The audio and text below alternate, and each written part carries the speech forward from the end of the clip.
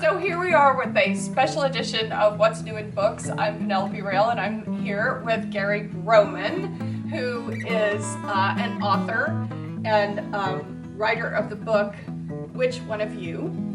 And a few other things which we'll get to as we're talking, but let's start with the book. So you wrote this novel, Which One of You? Tell us about the inspiration for this book. Well, I actually, it was one little incident, and that incident created the whole framework for the book, and that was I went to a church. I had met this pastor, this young pastor, at a Little League baseball game and got to chatting with him. He invited me to come to his church. I was already a churchgoer, but I had another church. 3 or 4 weeks later, I said, I think I'm going to go over to Jeff's church today. So I went there, and he came out, and he stood there and faced his congregation and said, we had to Baker Act my foster son today. His foster son was a troubled 16-year-old that was actually had been in mental health facilities of the county, but also in juvenile delinquent places. And so he was rescuing this child, and there was already some hard feelings in the church about him having brought this this young man into the parsonage and into the church family, and you might say all hell broke loose right there in that church, with people standing up and admonishing him for even talking about this during a worship service. And like with a lot of authors, you often wonder, where does an author get his ideas? It can be just a little kernel like that. Not a kernel with a C, a kernel with a K. Of course. And then you ask yourself, if this happened like this, how would this play out in the world? And that's where I just let my imagination go. And I learned something about writing books from that. And you know, a lot of people will give advice about how to write a book, and you can storyboard it. You can make these character lines. He goes here and he stops and he comes back. What I finally decided to do was know who my characters were, know where I wanted the book to end up, and I just let them loose and see what they wanted to say and do. Right. So tell us a little bit about some of these characters, just a brief sketch of who the main characters are.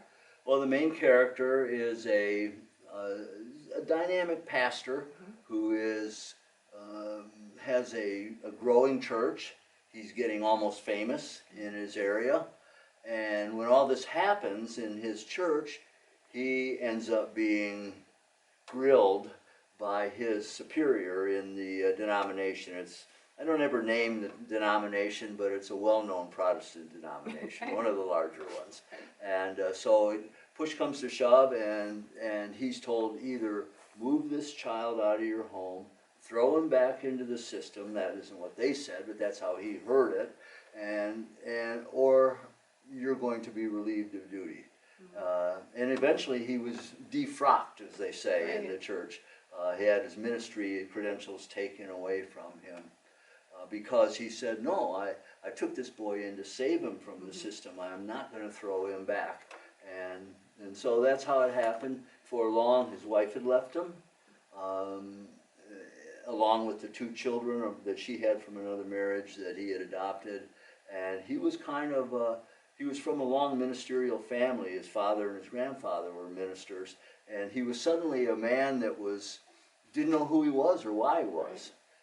But as I say on the back cover of the book, where we see defeat, God finds a way for victory. Right. So he's homeless, he's jobless, he's sort of anchorless in his life. Yeah. And then who comes along and sort of gives him a hint of different possibilities for direction? It's a guy, a working class guy that hangs out in bars, but this guy, John, his name is John Johnson, and everybody calls him John. He knows his way around the street. Right. He knows how to survive. And he teaches Dietrich, which is the pastor's name, who I named after Dietrich Bonhoeffer, for those who know their history, the German pastor that was executed by the Nazis. So John became his his fixer, you might say.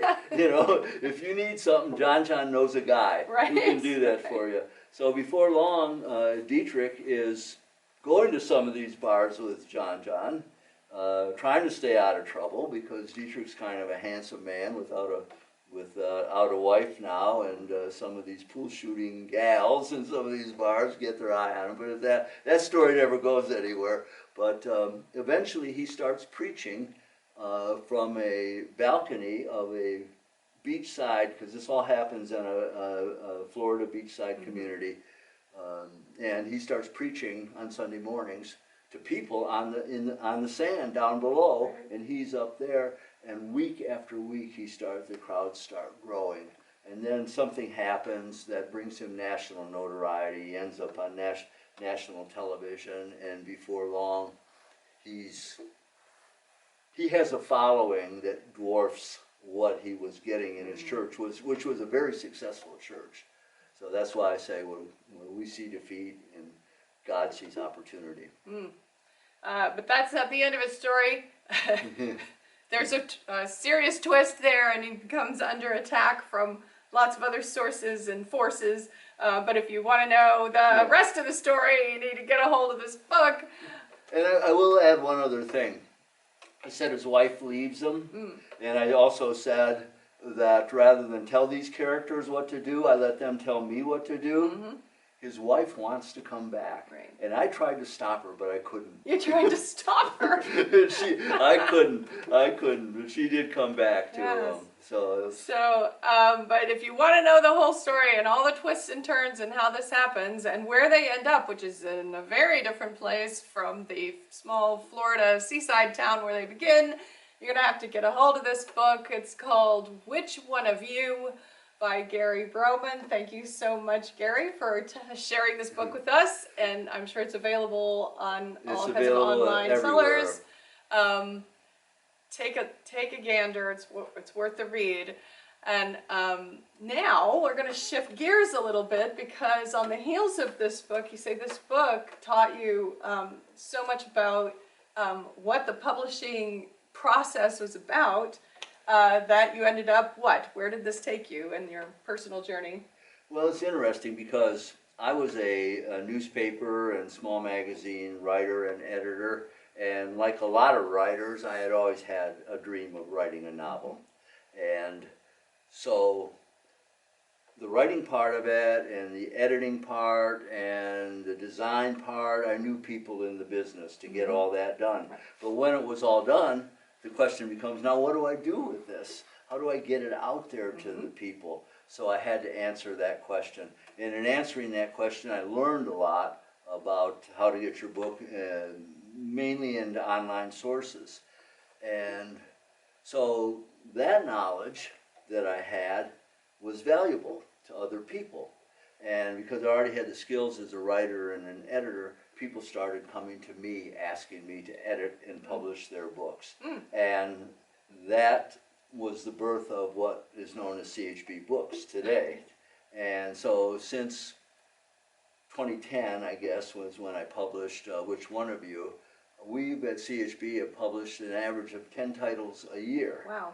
We publish a lot of memoirs, which are very popular now, novels, of course, like mine, a lot of poetry.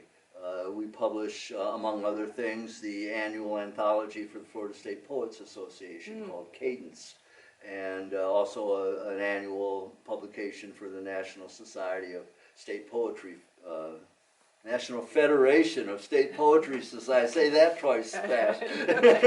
And so we do a lot of poets. We've published some of the leading poets in Florida, certainly, and some nationally known poets too. And then we do nonfiction type books, a variety of types, history, humor, you name it, we can work on it. One of the things we pride ourselves on, we call ourselves a partnership publisher, and one of the things we pride ourselves on is we never send a book out into the marketplace that isn't everything it could be. We always say to people, often it's maybe 10 years or more that people have dreamed of publishing their book, and they and they put it off and they put it off, and finally, sometimes because they meet me or somebody that recommends me, I say to them, I can get you to the finish line, and I'll get you there with something you'll be proud of. Because my line to them is, this is a dream you've had for a long time. Do not betray your own dream. And I think a lot of us have probably seen people that quote self-published books.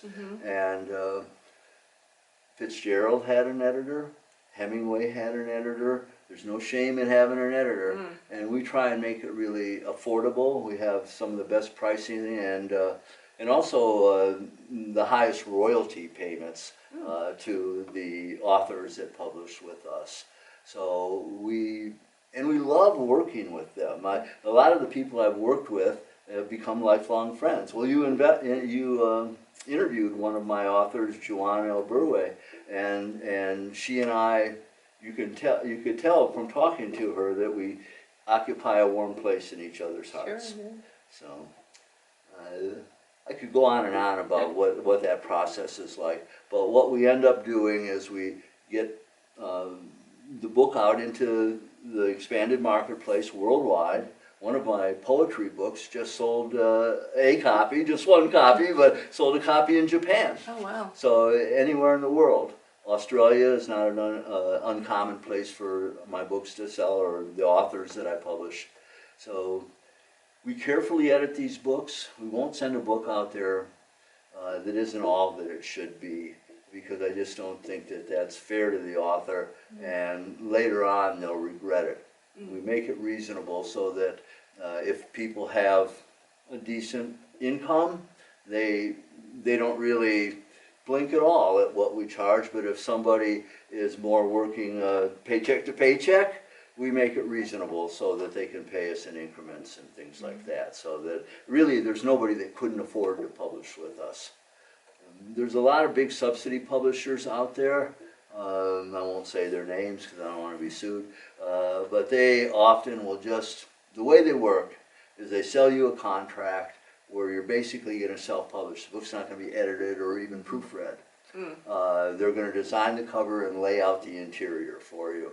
But before you get very far, your contact there, who's a salesperson, will be saying, well, we could do this and we can do that. And before you know it, I know... For an additional fee. For an additional fee. And one person whose book I worked on as an editor was a college professor, a PhD in English. And so a very, a person of letters. She ended up paying $6,000 before she was done on what originally was a $1,200 contract, because they kept making her promises. And she'd go from one editor to another, and each time it would be another $2,000. So don't fall into that trap. Call us. That's CHB Media. How do they get in touch with you? Well, they can call me, they can go online, they can email me at chbmedia@gmail.com. They can call me on my cell phone at 386-690-9295. Our website is chbbooks.com, and they can easily reach us from there. All right. chbbooks.com, pretty easy to remember. Excellent. All right. So lots of fun to talk to you, always a joy. If you want to check out Gary's book or any of their offerings, are they all listed on the CHB Books yes, they website? are. Yeah, they're all on there.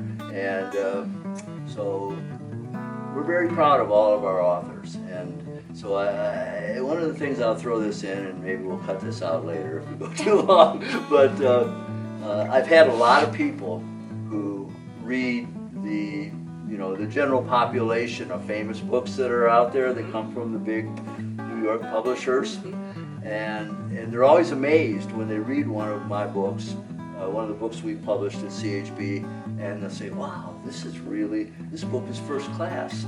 And so that's what we aim for, to make sure that the writing is crisp, the transitions are smooth, and that the story is interesting. Excellent. All right, so thanks. Anything else you want to share before we wrap it up? I don't know. I could talk forever on this subject. I really could.